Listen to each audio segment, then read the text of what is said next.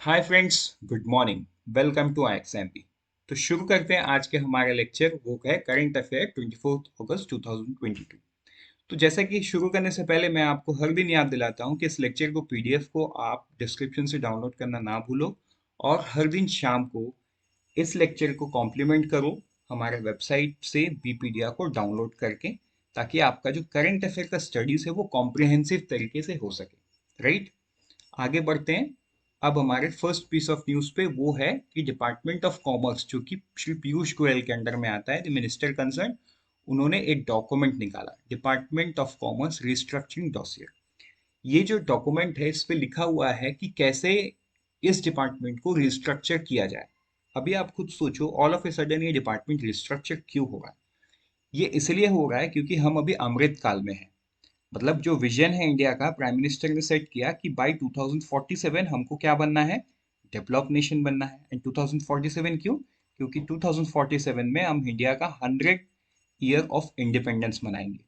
ठीक है, तो मतलब हम अभी किस पे हैं? हम अभी अमृत काल में है। ये नेक्स्ट 25 ईयर्स फ्रॉम नाउ हम किस में है? अमृत काल में है। तो देखो, मिनिस्टर कंसर्न को ऐसा लगा, उन्होंने ऐसा बोला डॉक्यूमेंट रिलीज करते वक्त कि export would play a very major role, and that is true.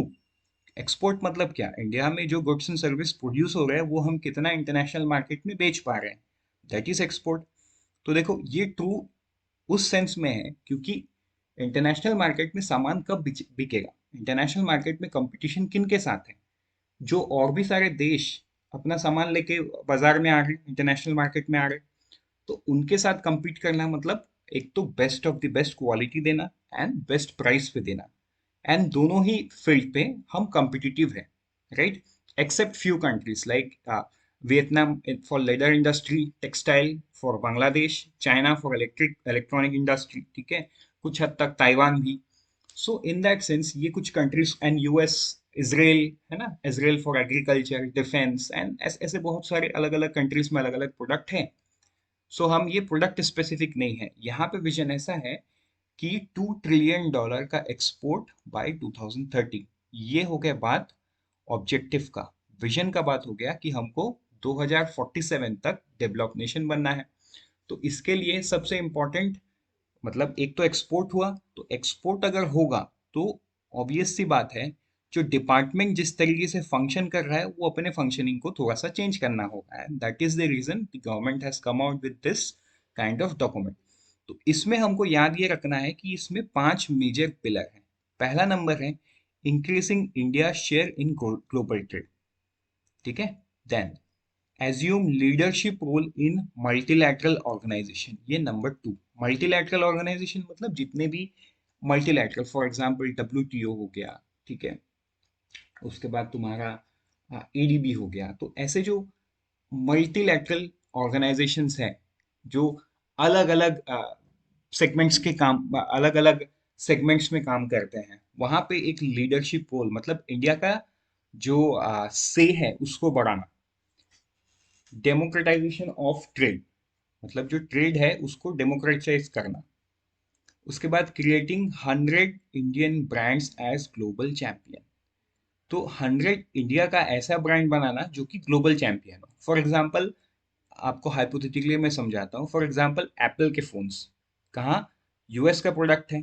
तो एप्पल का फोन यूएस का प्रोडक्ट होने के बावजूद जो चाइना में मैन्युफैक्चर होता है या किसी और देश में मैन्युफैक्चर हो है, अभी तो आईफोन 14 इंडिया में भी मैन्युफैक्चर होगा, लोगों को फर्क नहीं पड़ता ये कहाँ मैन्युफैक्चर हो रहा है।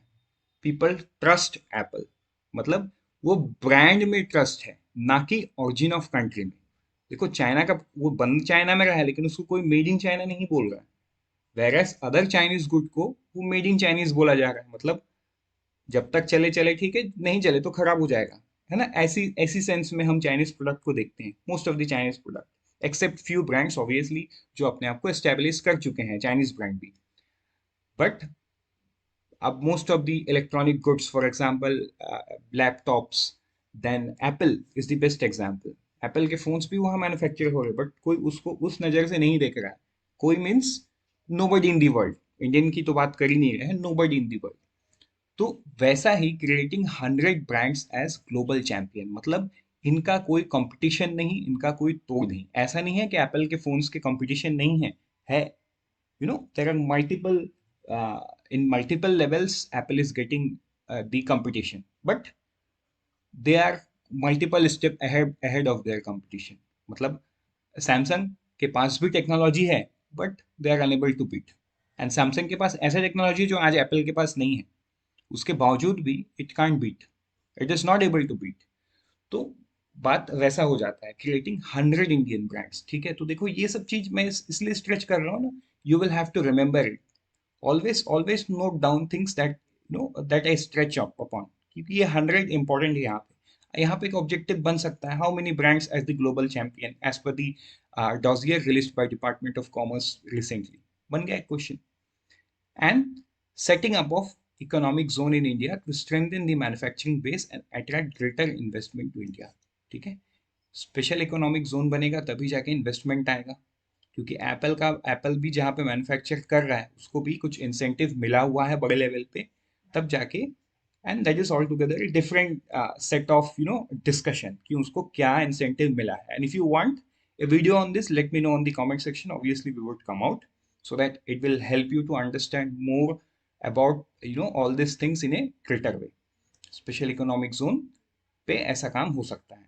ठीक, आगे बढ़ते हैं हमारे नेक्स्ट न्यूज पे, that is India and UK agreement. तो इस पे ऐसा क्या है, the government of India United kingdom had on 10th July 2018 entered into a MOU for promoting cooperation between both countries in the sphere of law and justice।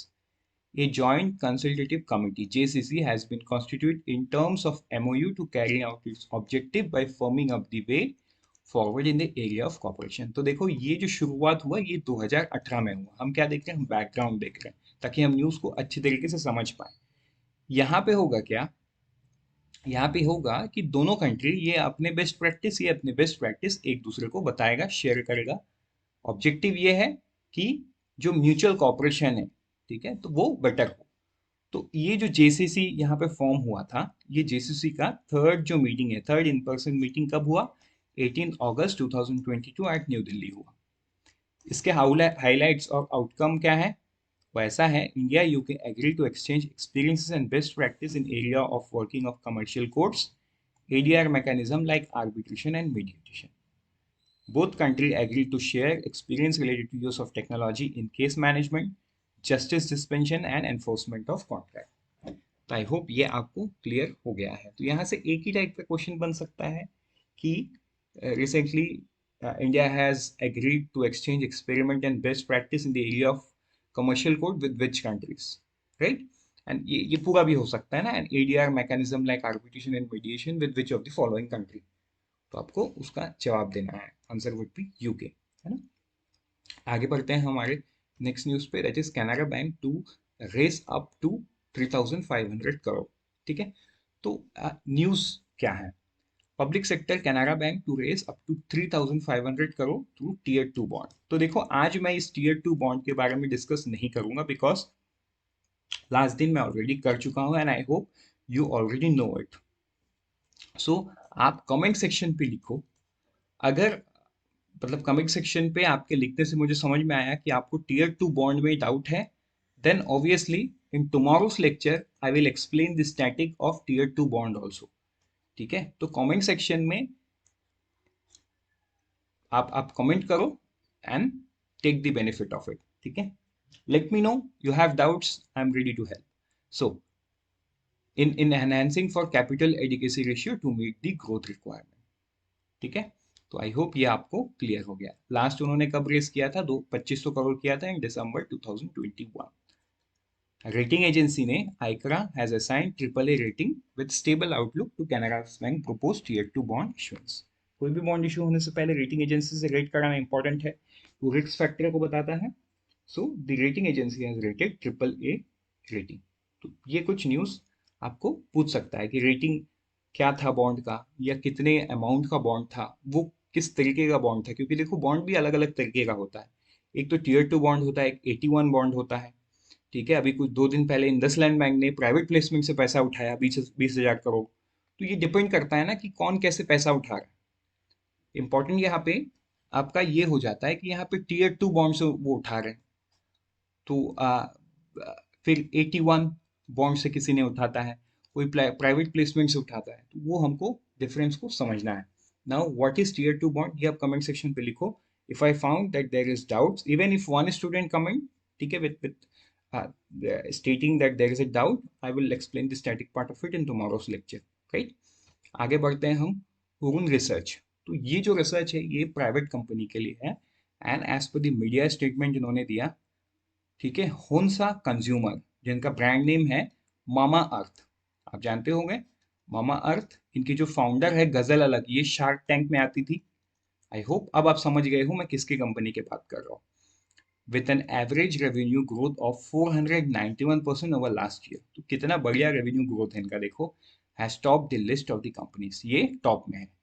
ठीक, number 1 पे कौन है, मामा अर्थ। नंबर 2 पे कौन है, Encube एथिकल्स, integrated pharmaceutical company, is ranked second, reporting a growth of 343%.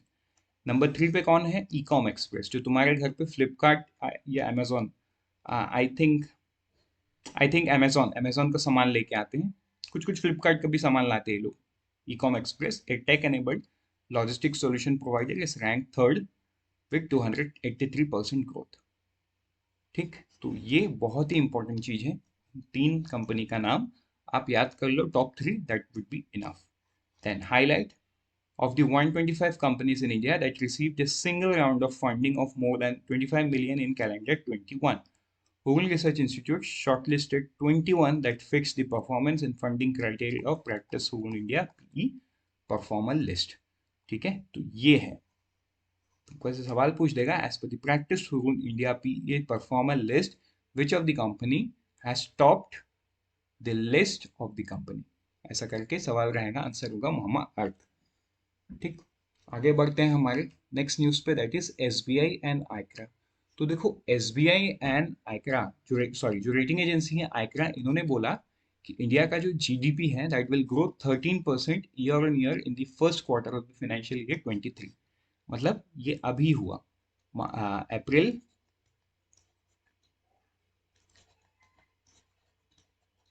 मई, जून, ये हो गया पहला क्वार्टर।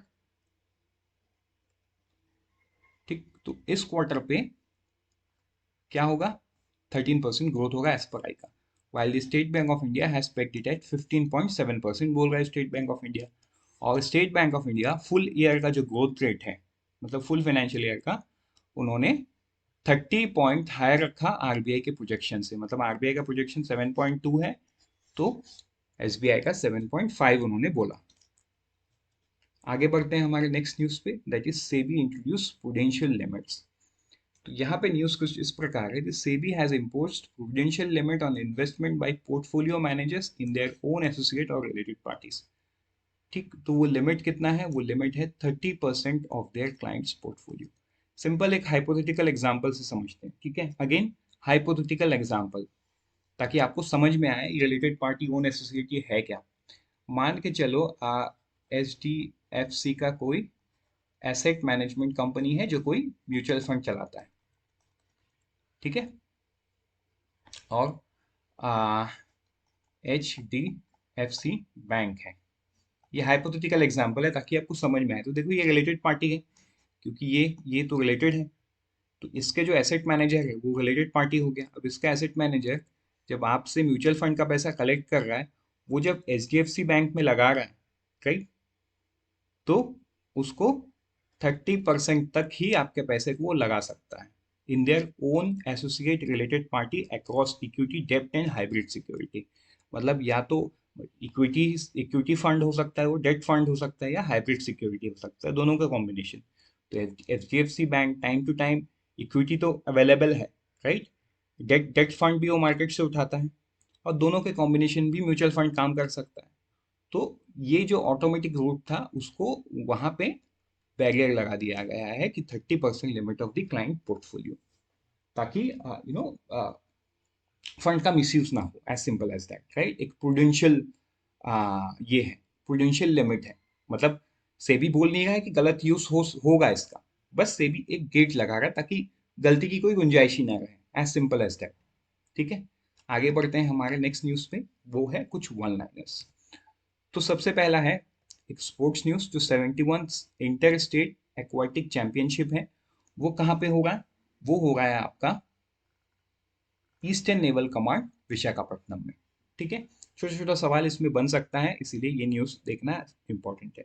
सीएनजी स्टेशन, तो अभी रिसेंटली जो पेट्रोलियम जो जो मिनिस्टर कंसर्न है, नॉट पेट्रोलियम, जो मिनिस्टर कंसर्न है श्री हरदीप सिंह पुरी, ये एक सीएनजी स्टेशन और एलसीएनजी स्टेशन हेब्बल मैसूरू में इन्होंने इनॉग्रेट किया है। थर्ड है Vigyan Pragati, CSIR, national institute of science communication and policy research, इन्होंने एक स्पेशल इशू निकाला है of its popular science Hindi magazine. तो विज्ञान प्रगति जो है वो एक साइंस मैगजीन है और उसी का एक स्पेशल इशू आया है कब? On 23 August 2022। In the year 22, this popular magazine of NISCPR has completed the glorious 70 years of spreading science among the public। ठीक है, तो बहुत बहुत इंपॉर्टेंट न्यूज़ है ये। इंपॉर्टेंट इसीलिए है कि इसको यूनिक क्या बनाता है कि एक तो ये 70 साल पूरा किया है, वो इम्पोर्टेंट है। दूसरा है कि इनका जो स्पेशल एडिशन आया हुआ है, तो आपको पूछ लेगा ना कि विच आपको पूछ लेगा कि CSI NISCPR द्वारा, मतलब which of the following magazine has recently issued, और which of the following institute और combination of institute has issued Vigyan Pragati as the special, has issued special issue of the Vigyan Pragati magazine, a popular Hindi magazine. ऐसा करके एक सवाल बन सकता है, तो आंसर ये होगा, या तो आपको इसका नाम भी पूछ सकता है।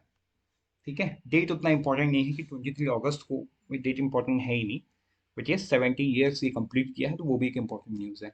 आगे बढ़ते हैं हमारे वुमेन्स हॉकी लीग अंडर 16, क्या न्यूज़ है? तो ये देखो, प्रीतम स्वेश हॉकी एकेडमी, ठीक है, सोनीपत, इनको फेज 1 में रैंक 1 मिला।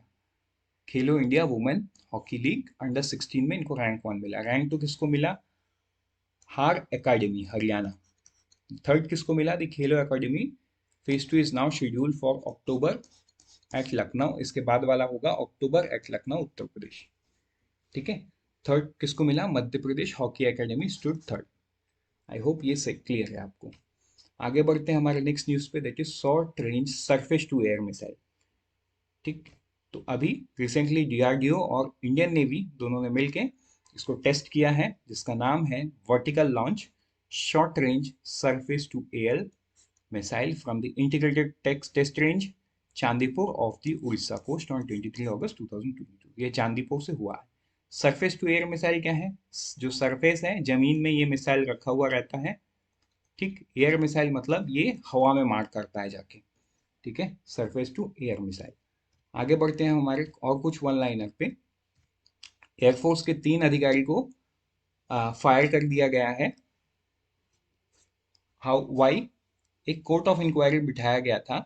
मार्च के 9 तारीख को ब्रह्मोस मिसाइल, जो कि इंडिया एंड रशिया ने मिलकर बनाया, उसका एक्सीडेंटल फायरिंग हुआ, और वो जो मिसाइल है वो कहाँ गिरा? पाकिस्तान के एक आइसोलेटेड जगह पे गिरा। राइट, पाकिस्तान के एक एक छोटे टाउन के आइसोलेटेड प्लेस पे जाके गिरा। ऑल्दो वो अनार्म था, कुछ इश्यूज नहीं हुआ तब, बट यस, इंटरनेशनल लेवल पे ये एक इशू है, बिकॉज एक मिसाइल फायर हो गया है। ठीक है, एंड ये जो टेक्निकल एरर नहीं था, मतलब तभी भी डिफेंस फोर्सेस आईएएफ ने बोला था कि ये टेक्निकल एरर नहीं था। उसके बाद कोर्ट ऑफ इंक्वायरी बिठाया गया। कोर्ट ऑफ इंक्वायरी से ये मतलब अभी रिजल्ट आउट है कि ये टेक्निकल फॉल्ट नहीं था, ये मैन मेड फॉल्ट था। स्टैंडर्ड ऑपरेटिंग प्रोसीजर को फॉलो नहीं किया गया, इसीलिए कल के दिन में 3 आईएएफ के ऑफिसर्स को क्या किया गया? सस्पेंड किया गया। ठीक है, आगे बढ़ते हैं। अच्छा, इनको सैक किया गया, नॉट सस्पेंड, राइट, मतलब नौकरी से इनको निकाल दिया गया। नेक्स्ट आते हैं supreme court. So the Supreme Court on Tuesday referred to a constitutional bench the petition filed by the Shiv Sena and its rebel MLA। तो देखो, कॉन्स्टिट्यूशनल बेंच हमेशा 5 जजों का बेंच होता है। ठीक है, पहले ये जो इशू है, मतलब अभी जो पॉलिटिकल क्राइसिस महाराष्ट्र में देखने को मिला, जहाँ पे शिवसेना को कौन लीड करेगा, मतलब उनके फाउंडर के बेटे उद्धव ठाकरे या present chief minister Shri Eknath Shinde. ठीक, कौन लीड करेगा? तो ये था इशू। तो ये इशू कहाँ पहुंचा? सुप्रीम कोर्ट में पहुंचा। एंड ये इशू से भी बढ़ के ऐसा इशू है कि जब एमएलए का डिफ्रैक्शन हुआ एक एक गुट से दूसरे गुट पे, ऑल्दो सेम पॉलिटिकल बैनर पे, तो वो किन के विप को फॉलो करे। विप मतलब उनको एक ये इशू किया जाता है, मतलब एक मान के चलो, उनको अगर बुलाया गया विप इशू करके कि आपको आना पड़ेगा, मतलब उनको आना पड़ेगा। तो विप इतना पावरफुल, मतलब पावरफुल टर्म है। सो इन दैट सेंस वो किसको फॉलो करेंगे, मतलब कौन रियल है। एंड ऑल्सो उस टाइम पे स्पीकर ने सस्पेंड कर दिया था, तो वो सस्पेंशन में भी सुप्रीम कोर्ट ने रोक लगा दिया। तो ये सारे चीज जो है ना, ये कॉन्स्टिट्यूशनल मैटर है, मतलब सुप्रीम कोर्ट का कितना अधिकार है इस बात पे, इलेक्शन कमीशन इस बात पे, मतलब इस इश्यूज पे क्या अधिकार रखता है। एंड ऑल्सो स्पीकर तब तो कोई और था और आज के दिन में कोई और है। तो स्पीकर क्या राइट है इसमें, क्योंकि जो एमएलएस हैं, इनको इनको पार्लियामेंट में कौन चलाता है, स्टेट असेंबली में इनको तो स्पीकर चलाता है। स्पीकर का यहाँ पे क्या राइट्स हैं, ठीक है। तो ये 3 जज बेंच से 5 जज बेंच में इसको chief justice N V Ramana ने रेफर कर दिया है, मतलब जो कॉन्स्टिट्यूशनल बेंच है अभी ये डिसाइड करेगा कि क्या होगा। आगे बढ़ते हैं, जिससे हमारा ये आज का लेक्चर खत्म होता है। Unfold your potential with IXMB, all the best, prepare 50% faster with IXMB। मिलते हैं कल सुबह।